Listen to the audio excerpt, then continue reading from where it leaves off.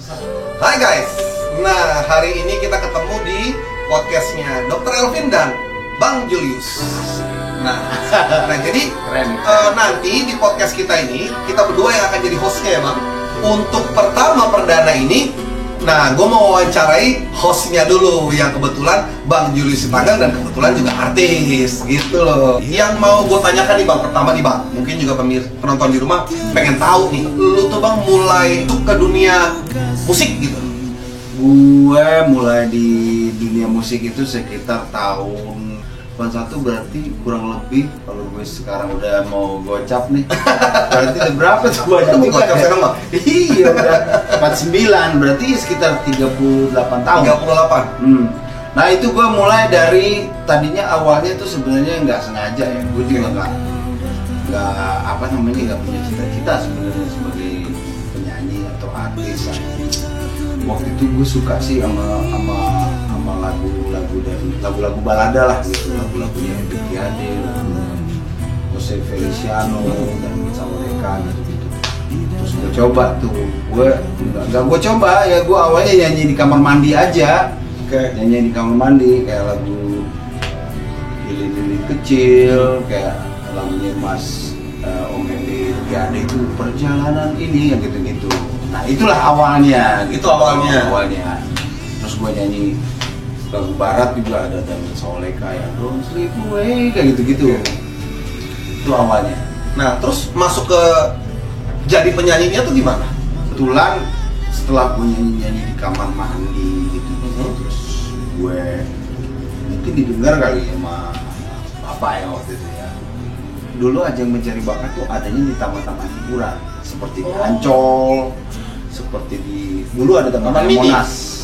Oh berarti dari zaman dulu tuh Ajang Pencarian Bakat udah ada ya Bang? Ada, jadi sebetulnya itu cuma taman hiburan hari Minggu di siang hari gitu loh. Oh. Nah gue mulai tuh di situ tuh, tadinya gue nggak mau nyanyi, ngapain gue nyanyi, nggak mau, namanya anak-anak kan betul, malunya kan malu Bang, tinggi banget gitu. Tapi bokap gue pintar waktu itu, gue nyanyi nanti enak lo, bisa hidup lo bisa terangkat, bisa beli sepeda sendiri, beli ini sendiri. Terus awal-awalnya sih biasa lah, bapak gue kasih hadiah, coba nyanyi kasih hadiah. Itu awalnya. Nah, jadi memang awalnya di situ dikasihlah gue hadiah, dibeliin gue baju, sepatu baru, kayak gitu-gitu. Akhirnya gue nyanyi, berani gue nyanyi. Gue nyanyi juga, nervous banget, masih kecil kan, takutan gitu. Nah dari situlah gue bernyanyi, akhirnya karena mungkin suara gue nggak fals, sudah gitu unik gitu ya. Jadi orang-orang taman hiburan itu juga ngeliat gue, ini anak nih kayaknya lumayan nih gitu ya. Kita dikasih lah free pass waktu itu. Free pass untuk masuk ke Ancol, masuk ke Taman Ria Monas. Nah, angkatan gue waktu itu banyak yang akhirnya menjadi penyanyi juga. Seperti ada almarhum Ricky Johannes, tau nggak? Tahu. Terus Hana Pertiwi. Banyak lah, pokoknya banyak. Itu maksudnya angkatan apa nih Bang? Maksudnya angkatan bareng-bareng ikut pencarian bakat atau dia bukan jadi artisnya jadi bareng di gitu? situ bukan Ajang Pencarian Bakat, jadi kayak semacam taman hiburan. Jadi kita pentas, kita bisa menyalurkan bakat-bakat gitu. Jadi bukan kayak sekarang festival, bukan. Oh gitu. Nah terus masuk dapur rekamannya Bang? Karena gue sering main ke sana, gue sering nyanyi di sana kan. Suatu saat setelah proses kira-kira nggak lama sih sebetulnya, 3 bulan 4 bulan gitu, ada produser nih ngeliat gue, Pak Hendrik. Pak Hendrik ini juga sebetulnya dia baru juga awal di dunia memproduserin, tapi dia kebetulan kerja di salah satu label yang ternama waktu itu. Umur berapa tuh Bang? Kira-kira? Umur 12. 12 ya? Nah, sekitar 11 tahun. Kita bikin demo. Setelah bikin demo, jadi kan demonya kan, ditawar-tawarin sama beliau nih. Oh, sama Pak produser ini. Nah, ke label-label. Gak ada yang mau tuh, Pin. Oh, gak ada yang mau ya? Gak ada yang mau. Kenapa? Karena waktu itu anak-anak seumuran gue yang nyanyiin lagu bisa dibilang lagu balada itu kan lagu-lagu orang dewasa sebetulnya. Betul. Walaupun balada itu nggak selalu cinta ya. Kalau zaman itu kan balada itu tentang sosial, humanity kayak gitu. Gue nyanyi lagu itu, wah, ini anak masa lagunya begini sih, lagu-lagu balada lagu-lagu orang dewasa kan gitu kan. Jadi nggak ada yang mau. Wah, pusing juga dia kan, gimana? Tapi dia punya keyakinan. Gue salut. Produser ini ya? Gue salut ya. Dan gue sampai sekarang betul-betul hormat lah, istilahnya gue bangga lah karena dia gigih terus mencari gimana caranya nih, karena dia punya keyakinan. Orang kan kalau punya keyakinan berarti dia punya visi dong ke depannya kan. Ketika lagu balada anak Mayan ini keluar, ternyata bagus responnya. Jadi titip edar nih ke distributor. Terus kita juga promosi juga sederhana aja dulu, cuma ada di doang kan, malah di radio ya. Balada anak nelayan di ruang kecil yang berdinding bambu gitu. Oh itu ya, itu yang hits waktu itu Pak. Jadi itu menceritakan tentang kehidupan para nelayan. Para anak nelayan. Ya, karena ini kan lagunya balada ya, jadi menceritakan tentang keseharian anak-anak nelayan. Oke. Nah, itu diciptakan oleh Luis Komala. Nih Bang, gue penasaran ya, karena gue kan menjalani hidup sebagai dokter nih, kalau lu sebagai penyanyi, artis gitu. Nah, itu waktu muda dulu Bang, itu kalau sebagai artis itu banyak cewek-cewek ngejar nggak sih Bang? Cewek-cewek? Iya dong. Berapa banyak pacar lu? Terus dari mulai umur berapa lu tuh kayak banyak cewek ngejar-ngejar gitu? Masih inget nggak? Semuanya baik, gue juga nggak pernah yang Ya udah sebutin salah satu aja deh, mungkin bukan paling gitu. yang berkesan. Mungkin kan nonton nih, lagi nonton sekarang kan. Ya ada lah. Ada di dalam hati gue. Susah ngorek nih dari bagi susah dia. Nggak mau bilang. Oke. Terus berapa sih total penghargaan yang udah lu dapet Bang selama di dunia musik ini? Golden Record aja ada 5 ya. 5 apa 6. Minimal 500.000 kaset. Minimal. Waktu itu lebih berarti Bang. Nah, kita dapat penghargaan. Oke. Waktu itu gue dapat ke Jerman, terus dapat uang saku kayak gitu. Nah, terus sorry nih kalau agak pribadi nih Bang ya, boleh dijawab boleh enggak lah. Nah, terus sebenarnya waktu itu lu mulai berumah tangga tuh usia berapa sih Bang? Muda, biasa atau dua, sorry. Dan waktu itu masih sangat aktif sebagai artis dan penyanyi dong. Waktu itu masih ya? Masih aktif. Oke. Nah, katanya lu juga playboy Bang. Bener nggak? Playboy? Enggak. Gue tuh artis gitu. Gue tuh orang yang keren.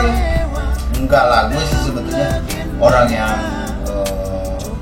kalau ini setia lah. Iya juga kan nggak apa-apa.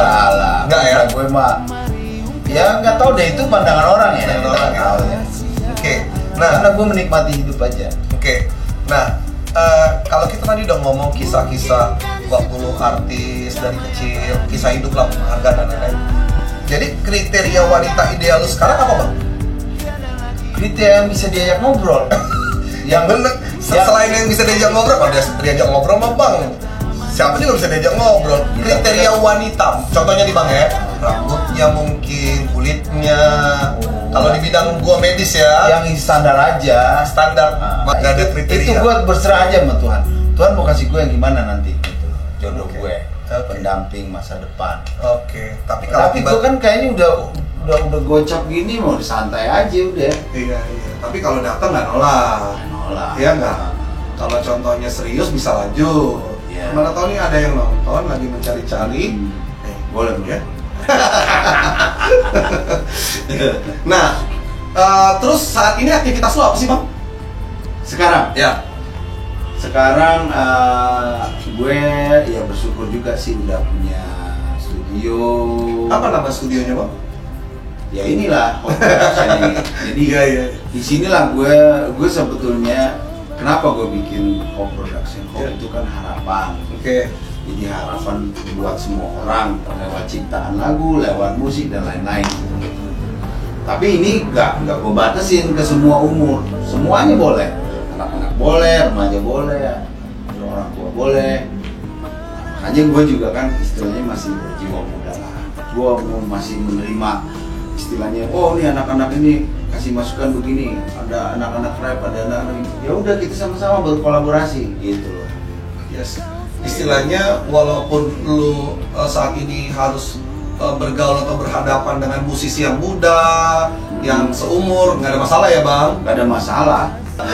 Oke. Nah terus, gue mau tanya lebih spesifik sedikit bang ya. Berarti satu aktivitas lu tuh secara detail tuh apa sih bang? Yang lu jalanin tuh day to day tuh apa gitu? Di mana gitu? Oh iya, mungkin ke depan kita mau bikin kayak semacam company perusahaan level sendiri ya. Jadi ini maksudnya studio rekaman ya bang? Jadi kalau contohnya teman-teman di rumah pingin anaknya atau siapa dia pingin rekaman di studio abang bisa? Bisa. Mereka nggak punya lagu, abang bisa sediakan lagu? Ya. Apa mahal nggak? Relatif sih, bisa mahal, bisa juga enggak. Sebentar, aku ambil daftar pertanyaan dulu nih. Pertanyaan apa nih? Iya, enggak, ini sih cuman pilih-pilih. Bukan buat gua kan? Buat lu bang, ini cuma pilih-pilih aja ya. Pilih secara cepat dan lantang ya. Contoh nih ya. Contoh mobil atau motor, mobil gitu. Ya, oke. Nah, harus memilih ya, spontan. Anak atau istri? Cepet bang. Anak atau istri pilih mana? Ya anak dong. Anak, oke. Dulu apa sekarang? Sekarang. Sakit atau miskin? Waduh, susah. Miskin lah. Miskin ya, mendingan miskin daripada sakit ya. Betul. Nyanyi atau buat lagu? Nyanyi. Keluarga atau musik? Keluarga ya. Gitar atau piano? Piano. Cewek muda atau cewek tua? Hah? Cewek muda atau cewek tua? Ya muda lah. Cewek muda ya. Oke. Tuh ya, berarti yang muda ya. Nafsu atau cinta? Cinta, oke. Main depan atau main belakang? Main depan dong. Main depan ya. Buang di luar, buang di dalam? Buang di luar, buang di dalam. Nah, pilih mana? Buang di luar, buang di dalam? Waduh, bahaya itu. Ya di mana aja deh. Suka yang gede apa yang kecil? Kecil boleh, gede boleh. Oke. Berarti kalau gede sama kecil imbang ya. Gua keluar di dalam tadi nggak dijawab ya. Oke. Udah gitu dong pertanyaannya? Ya udah banyak pertanyaan. Nah terus satu lagi nih bang ya. Mungkin kita udah di akhir-akhir nih bang. Dari podcast kita. Nah jadi saat ini bang, buat dari seluruh orang di sekitar lu nih bang. Ya. Kalau gue minta tanya, istilahnya minta jawaban, satu orang yang paling penting buat lu saat ini siapa bang? Anak saat ini. Anak berarti ya. Oke, berarti saat ini yang paling penting buat kehidupan lu adalah anak. Iya. Tujuannya juga untuk anak dong. Iya, selain betul. untuk diri lu sendiri. Di masa pandemi ini harapan secara pribadi ya apa gitu? Ya kalau harapan sih pasti ada ya. Harapan saya sih mudah-mudahan pandemi ini cepat berlalu lah. Pandemi cepat berlalu. Terus ya ekonomi kita semakin baik. Pengen supaya Hope Production ini bisa berkembang, bisa maju, bisa besar gitu kan. Ke depan itu pasti ada. Cuman itu juga sekarang tanpa suasana atau keadaan sosial yang baik juga susah ya, susah. Dan mungkin kalau dari teman-teman ada yang punya ide atau saran, kayaknya ya kita perlu kita perlu banget. Jadi teman-teman boleh silakan melalui komentar memberikan suatu saran buat kita nih, buat informasi buat kita apa yang kira-kira kita akan lakukan podcast. Kalau mau jadi tamu juga boleh bang ya. Jadi tamu juga boleh. Jangan lupa jadi sponsor ya bang. Yang penting bawa rokok dulu.